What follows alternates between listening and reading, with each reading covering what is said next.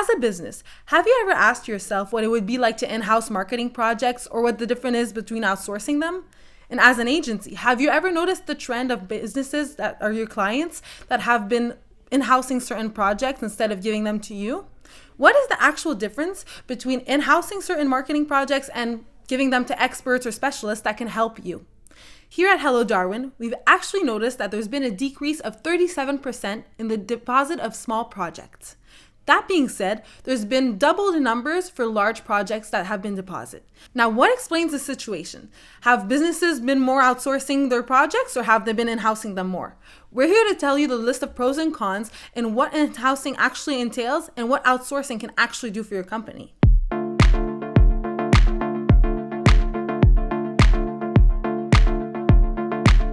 Let's start with the advantages of in-housing projects for your company. First of all, you're using all your help internally, so you're having an expertise about what your business actually does.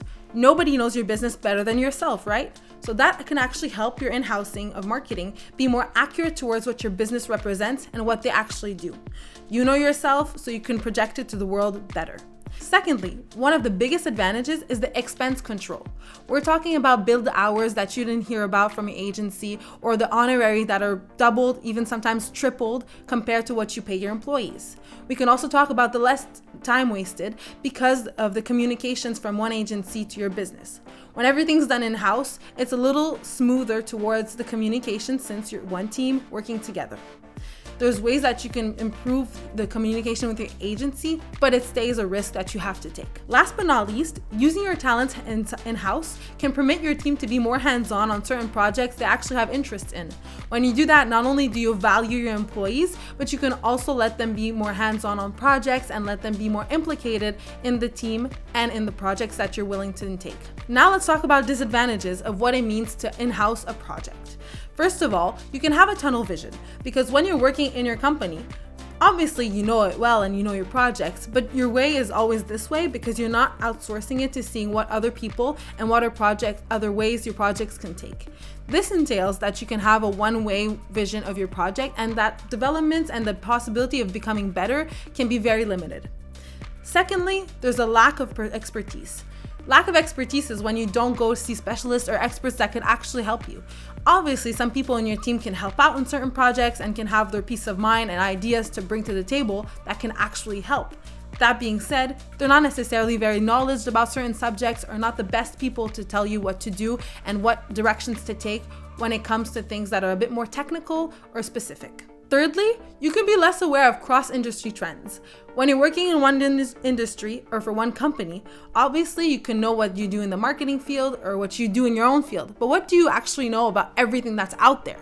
Sometimes your vision can be a little limited and what you can actually do can be based on certain researches that are not necessarily funded the way you want them to be. That can permit your project to be a little less developed than it should be and maybe even be less optimal than it could. Another point is about creativity. When you're working with the same team between the same four walls, it gets hard sometimes to get new ideas that are innovative and that are not redundant like the same other times for different projects. When you use a freelancer or an agency's expertise, sometimes they can actually help you be more creative and original in strategies you can apply for projects in your company. That being said, it's actually important to have everybody's mindset and everybody's ideas on the table, but when you outsource sometimes your ideas, it can make your projects way better and bigger than you anticipated. Lastly, we're going to talk about professionalism. Why professionalism? Because obviously in your team you can make sure that everything stays clean and cut. When you outsource a project, it could also be better because everybody knows what they're doing in a specialist or an expert's point of view. When it's outsourced, we're going to say it's easier for you to be professional towards the eyes of somebody else because they also have fresh eyes on what you can do. They also know what they're doing as specialists and experts, so that can really help your projects to be as optimal as possible. So here's a quick list of pros and cons for in-housing and outsourcing projects. Obviously, we're entering a new era, especially since we've come out of the pandemic. That being said, in-housing is here to stay. Agencies will have to learn to be a little bit more flexible, and communication is key towards the relationship between businesses and agencies. That's because it's going to be more common and people are going to have to be understanding that businesses are going to want to do everything themselves sometimes, but that they're also going to want to outsource certain projects.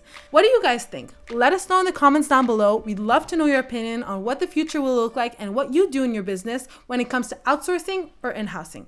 Thank you guys so much for giving us your time and for watching this video. Like and subscribe, and I'll see you next time. Bye guys.